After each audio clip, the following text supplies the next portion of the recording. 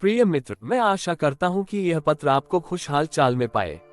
मैं आपको एक कहानी साझा करना चाहता हूं जो मुझे गौतम बुद्ध के अनमोल उपदेशों को समझने में मदद करी है। गौतम बुद्ध की कहानी में एक अलसी आदमी के ऊपर आधारित एक अद्वितीय दृश्य है। उसने किसी भी काम में मेहनत नहीं की और उसका जीवन बेकार में व्यतीत हो रहा था।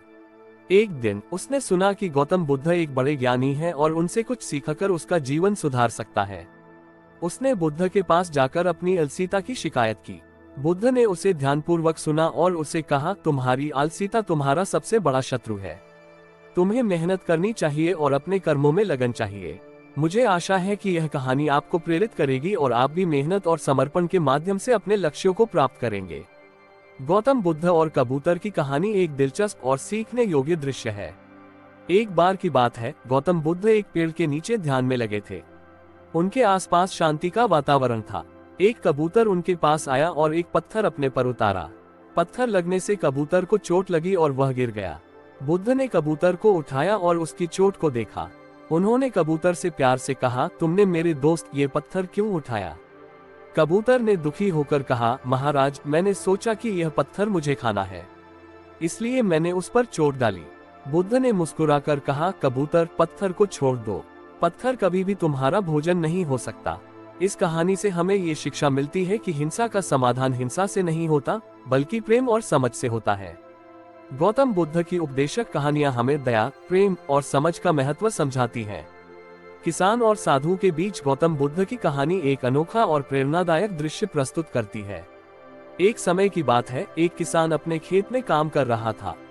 उसकी जिंदगी में दुख और दुखांतरय का बोझ था। उसने अपने किसान दोस्त से सुना कि एक साधु, गौतम बुद्ध, समाधि में ध्यान लगाकर जीवन का अर्थ खोज रहे हैं।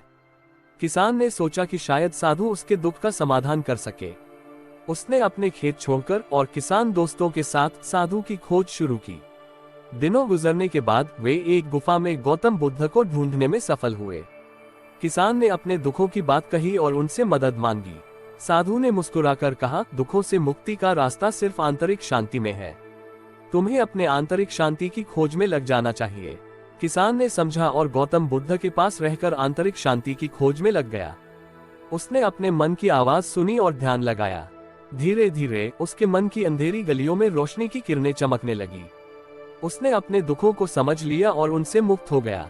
कुछ समय बाद साधु ने किसान से पूछा, क्या तुमने आंतरिक शांति पाई? किसान ने मुस्कुराकर कहा, हाँ साधु जी, मैंने अपने दुखों से मुक्ति पाई है। अब मैं सुखी और संतुष्ट हूँ। साधु ने उससे मुस्कुराकर कहा, तुमने सही किया किसान। आंतरिक शांति ही सच्ची सुखी जीवन की चाबी है। इस कहानी से हमें ये शिक्षा मिलती है कि सच्ची खुशी और शांति हमारे अंदर है, हमें बस उसे खोजना होता है। गौतम बुद्ध की उपदेशक कहानियां हमें जीवन के मूल्य और मूल्यों को समझने में मदद करती हैं। गौतम बुद्ध की कहानियों में से एक कहानी मगरमच्छ और कछुए की है। ये कहानी बताती है कि एक बार एक कछुआ और एक मगरमच्छ एक बीज के लिए लड़े। मगरमच्छ ने कछुए को कहा कि वह बीज को ऊपर ले जाएगा और वह नीचे से पुश करेगी। मगरमच्छ ने कछुए को धोखा दिया और बीज को ऊपर ले गया, लेकिन फिर वह नीचे से पुश नहीं किया। कछुआ ने मान लिया कि वह धोखा नहीं करेगा। मगरमच्छ ने प्रॉमिस तोड़ दिया। गौतम बुद्ध इस कहानी से हमें ये सीख मिलती है कि विश्वास और सही विचार धारणा कितना महत्वपूर्ण है।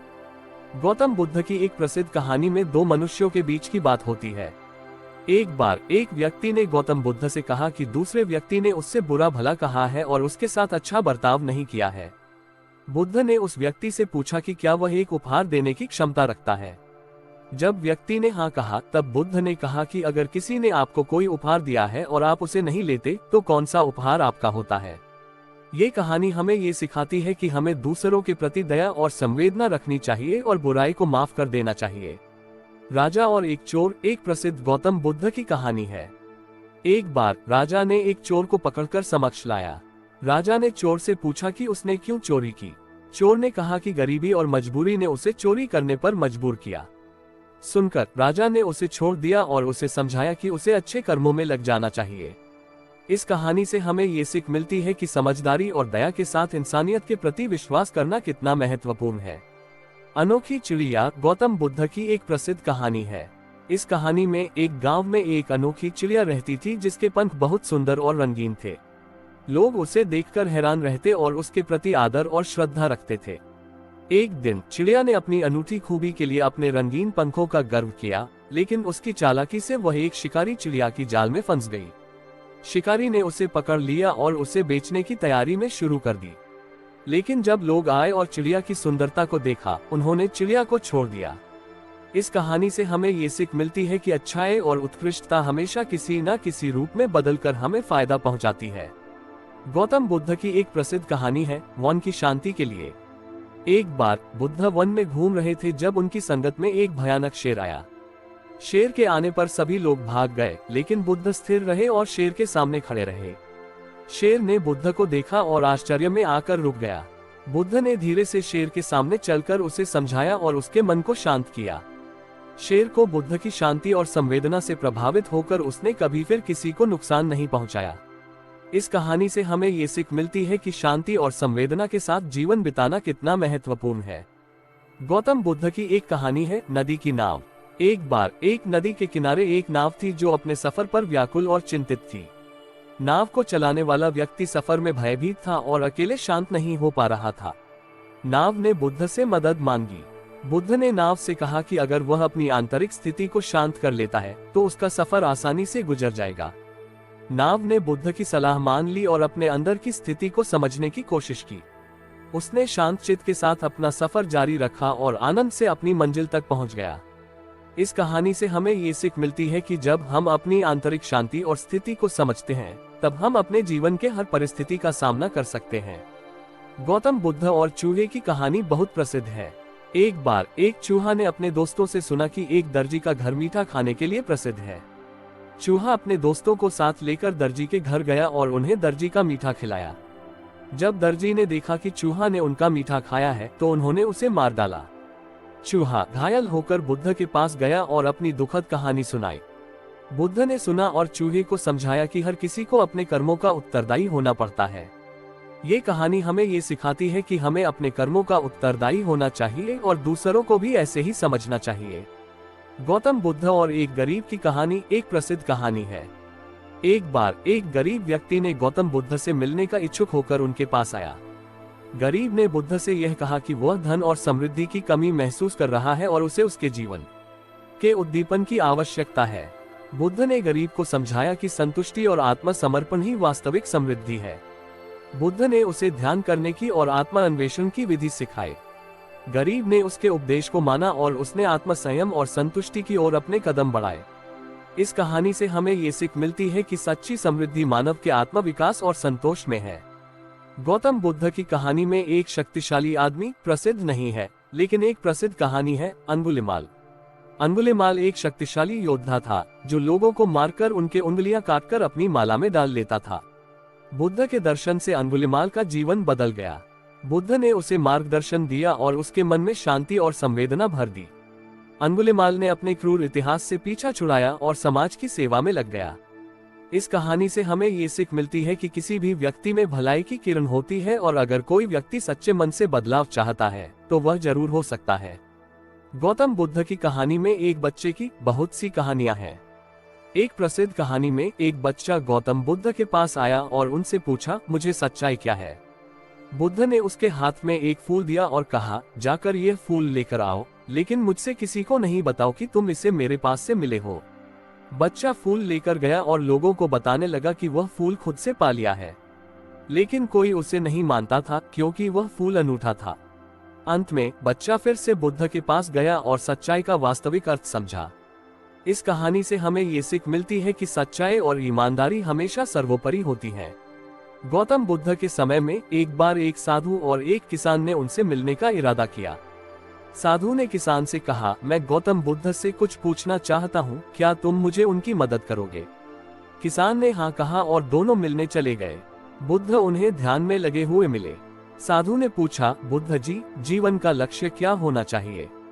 बुद्ध ने मुस्कुराकर कहा, जीवन का लक्ष्य सुख और शांति का अनुभव करना होना चाहिए।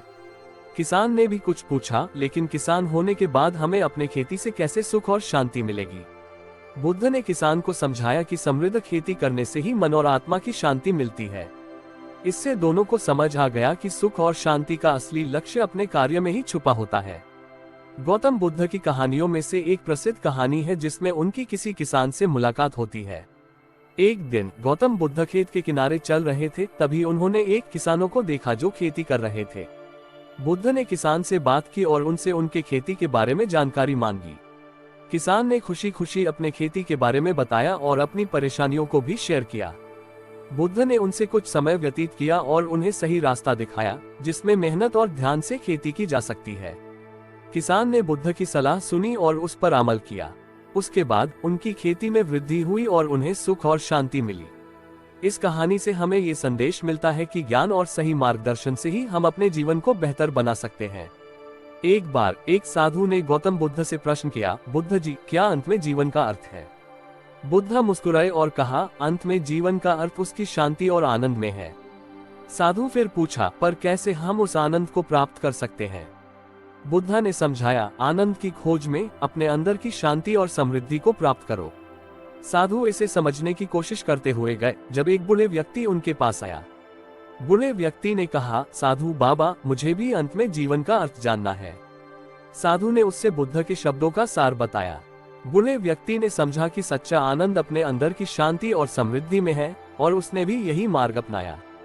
इस कहानी से हमें ये शिक्षा मिलती है कि सच्चा सुख और शांति अपने अंदर के आनंद में है, जो ध्यान और आध्यात्मिकता से प्राप्त किया जा सकता है। एक बार गौतम बुद्ध भिखारी के पास गए। भिखारी ने उनसे कुछ खाने की मांग की। बुद्ध ने उसको देखते हुए मुस्कुरा कहा, मैं तुम्हें खाना तो नहीं दे सकता, पर एक विशेष बात बता सकता हूँ। भिखारी ने अदब से सुना। बुद्ध ने कहा, तुम खाना नहीं मांगो, बल्कि अपने जीवन को बदलने की कोशिश करो। भिखारी ने उनकी बात मानी और ध्यान और आध्यात्मिकता में लग गया। उसने अपने जीवन को सुधारा और अंत में आध्यात्मिक संजीवनी प्राप्त की। इस कहानी से हमें ये सीख मिलती है कि असली संशोधन और परिवर्तन अपने अंदर होता है, जो ध्यान और आध्यात्मिकता से संभव होता है। एक समय के बाद गौतम बुद्ध एक गांव में यात्रा कर रहे थे। वहां एक किसान अपने बच्चों के साथ खेत में काम कर रहा था। बुद्ध ने उनके पास आकर पूछा, क्या तुम्हारे बच्चे भी खेती में साथी हैं? किसान ने उसे हाँ कहते हुए अपने बच्चों की ओर इशारा किया।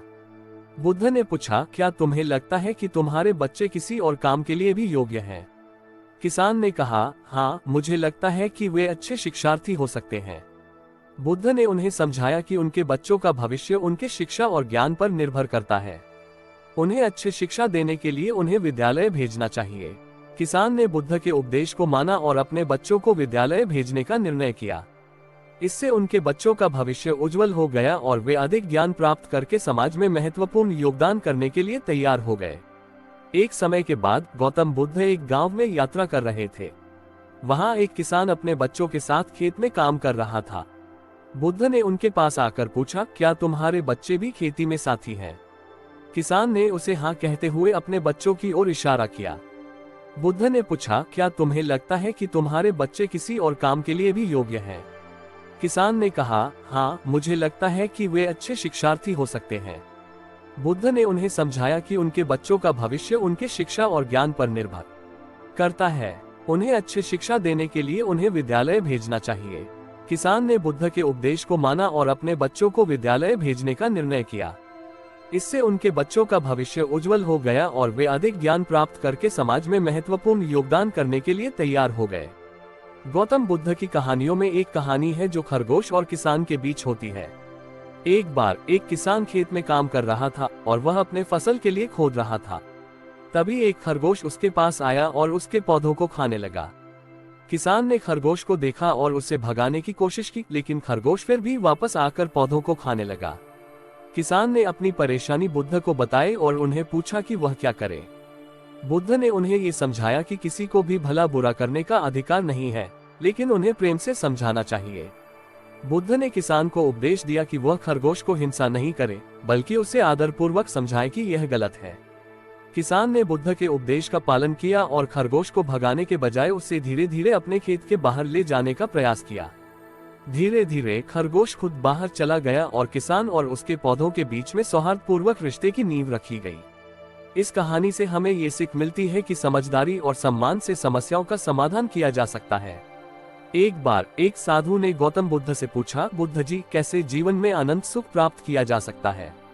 बुद्ध ने उसे देखते हुए कहा, क्या तुम मुझसे एक प्रश्न करोगे? साधु ने हाँ कहा। बुद्ध ने उसे एक खाली शीशा दिया और कहा, इसमें पानी भर कर ले आओ, लेकिन ध्यान रखो शीशे को टूटने से पहले मेरे पास लाओ। साधु ने शीशे को लेकर पानी भर लिया, लेकिन पहले ही कदम में शीशा टूट गया। बुद्ध ने कहा, अब तुम समझ सकते हो कि अनंत सुख पाने के लिए शीशा तोड़ने की जगह संतुलन और सम्मान से अपने जीवन को जीना चाहिए।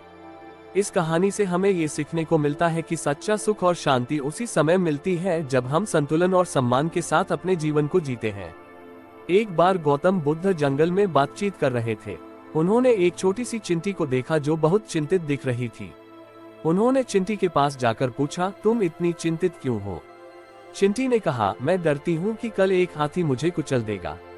बुद्ध ने मुस्कुराते हुए कहा, तुम्हें चिंता करने की कोई आवश्यकता नहीं है, कल का दिन अभी आया नहीं है। चींटी ने समझाया, लेकिन भगवान, मुझे अच्छी तरह से पता है कि उस हाथी ने अभी मुझे कुचला नहीं है, लेकिन जब वह आएगा तो मुझे बचाने का कोई उपाय नहीं होगा। बुद्ध ने उससे कहा, तुम्हें अपने चिंतन से निकलना होगा।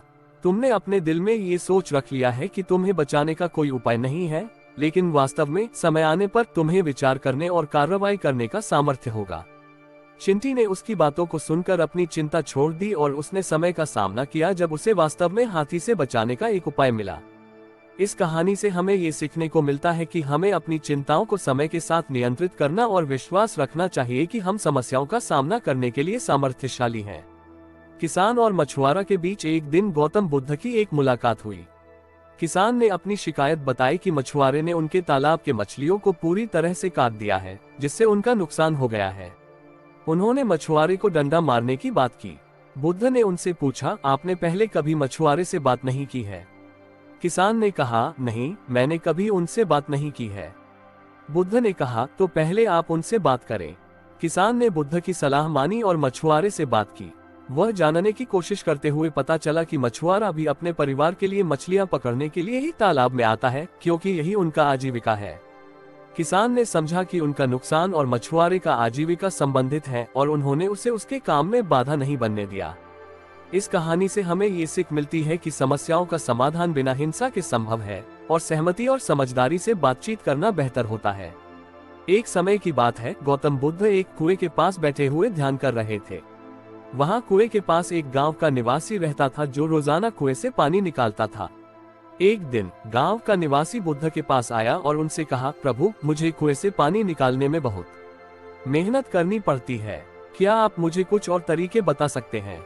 बुद्ध ने उसे मुस्कुराते हुए देखा और कहा, तुम्हें कुएं के पानी को खोजने की जगह बदलनी चाहिए। गांव का निवासी हैरान हो गया और पूछा, लेकिन पानी तो कुएं में ही होता है। बुद्ध ने उसे समझाया, हाँ, पानी तो कुएं में है, लेकिन तुम्हें कुएं की गहराई में नहीं, बल्कि उसकी ऊपर की ओर खोजना चाहिए। बुद्ध के उपदेश को सुनकर गांव का निवासी समझ गया कि उसकी मेहनत और ध्यान सही दिशा में नहीं थी। उसने अपने काम के प्रति नया दृष्टिकोण बनाया और उसने एक नया तरीका सीखा कुएं से पानी निकालने का। इस कहानी से हमें ये सीख मिलती है कि जीवन में समस्याओं का सामना करने के लिए अक्सर हमें अपने विचार और प्रयास की दिशा में नया दृष्टिकोण बनाने की आवश्यकता होती है।